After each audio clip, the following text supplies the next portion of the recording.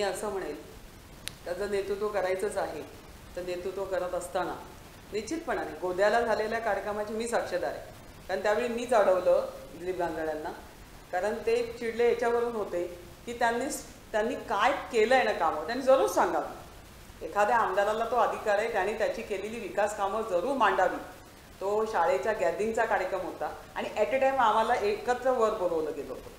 आणि त्या ठिकाणी बोलवल्यानंतर त्यांना बोलायला दिल्यानंतर त्यांनी जी सुरुवात केली ती सुरुवातच अशी केली की संपूर्ण विकास कामं सांगून झाल्यानंतर त्यांनी असं म्हटलं की 288 आमदार आहेत महाराष्ट्र विधानसभेत, पण त्यापैकी मी एकमेव असा आमदार किल्ले शिवनेरीचा शिलेदार ठरलो की ज्याने सर्वाधिक विकास आणि विकासाची गंगा आणि विकास केला.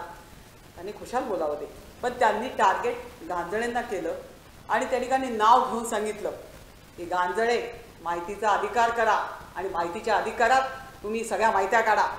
त्यावेळी गांजळेंचा तोल खरोखरच गेला. त्यांना ते वाईट वाटलं की मला का सांगताय तुम्ही तुमचं काम केलं जरूर मांडा.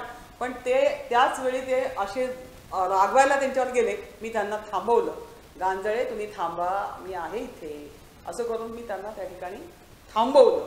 नाही तर त्यावेळी त्या स्टेजवर कदाचित अनुचित प्रकार सुद्धा घडू शकला असता. पण माझं कर्तव्य आहे. प्रश्न असा आहे, पक्ष म्हणून भूमिका अशीच आहे की ज्या वेळेला हे सगळं घडलं तर त्याच्यानंतर आत्ता जेव्हा ते भेटले तिथे लग्न होतं. लग्न देखील दोन्ही प्रतिष्ठित घराणी, त्या ठिकाणी लग्नाला आलेले सर्व मान्यवर, सगळे प्रतिष्ठित मान्यवर त्या स्टेजवर होते. परंतु अक्षरशः सांगते की नगर अध्यक्ष माझ्याशी बोलत होते एका स्कीमबद्दल कानामध्ये, त्यामुळे मला इकडे यांचं आपसात काय घडलं त्यातला एकही शब्द कळला नाही. आणि जर तिथे घडलं असतं तर तिथे सगळेच होते, बाबू भाऊ पासून तर अगदी संतोष नानापासून तर त्या ठिकाणी सत्यशील भाऊ, अतुल वेंकेंपासून सगळी नेते मंडळी, अगदी संजय पानसरेंपासून त्या नेत्यापासून तर अगदी अशोक शेठ घोलपांपासून सगळेच होते. आता हे लोक ह्या बाजूला होते आणि मी पुढे होती. त्यामुळे कदाचित ह्यांची काय तुतुम्याम्या झाली मला कळली नाही.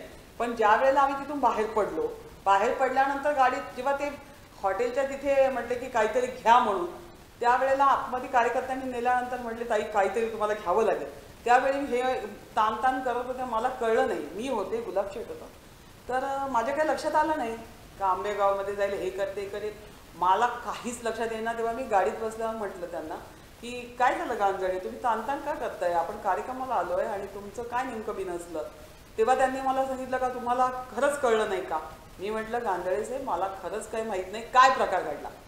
मग इथे आल्यानंतर जे ते आता सांगताय तो प्रकार त्यांनी आम्हाला सांगितला की असा प्रकार माझ्यासोबत घडलाय, मी पोलीस स्टेशनला जाणार.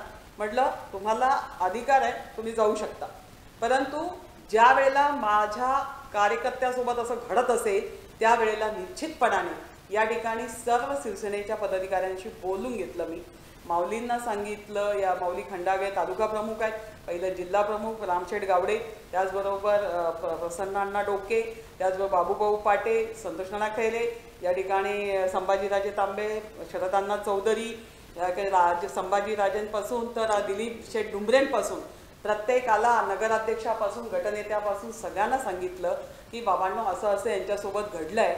आणि आता त्यांनी त्या ठिकाणी पत्र दिलं आहे आणि या ठिकाणी त्यांनी सगळ्या मीडियाला बोलवलं आहे. आणि आपली शिवसेनेची भूमिका त्यांच्यासोबत, आशाताई तर आहे, तुमच्या सर्वांचं काय मत आहे त्या सगळ्यांनी सांगितलं. आमची नावं घेऊन सांगा, आम्ही शिवसेना पक्ष म्हणून, आणि जर या ठिकाणी असं कोणी धमकावणी करत असेल तर त्याला माफी नाही. पुन्हा कोणी अशी मस्ती करू नये. Just wait and watch.